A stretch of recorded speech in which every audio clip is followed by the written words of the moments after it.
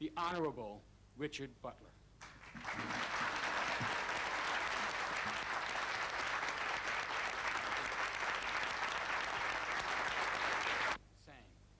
Attack the investigators.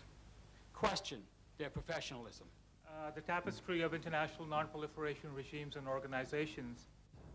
This organization and this job of mine is under something of a microscope at the moment. It's an essential objective, I think, that our work be preserved. But the people who are sitting in judgment on that and will be taking the policy decisions are the members of the Security Council. I can only repeat again, I don't see them wanting to deviate from the fundamental task. But the specific character of the decisions they will take about the next Unscom, the next step, is for them to determine. And they might be a bit less than amused if I second-guess them here today.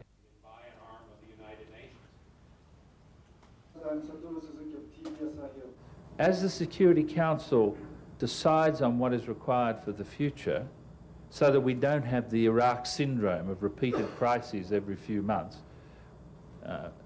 and the last one involving military action, I assume that the Council will once again address that list, because those are things of which we need an account. Very often, political leaders point out that I find it very distressing that the sort of, quite frankly, propagandist attack upon Unscom that has come at this stage, and I'm not referring to any member of the Security Council, I'm thinking more of our Iraqi colleagues, what is transparently a propagandist attack upon the professional competence and fabulous track record of the women and men who have done our job over the years, I think is very seriously wrong and misleading. What is, in your view, is the most feasible? Thank you, sir, for an excellent job. And I would hope that this issue can be put to rest. I don't think the issue is Butler, and I don't think the issue is Unscom. In the scheme of things, we are dealing with much larger issues about compliance of Iraq and stability in the region that we should focus on. I have absolutely no evidence, and I think Mr. Butler's statement has been forthright, and the U.S. itself has said they gave him support that he required for his work. Deliberations on this or...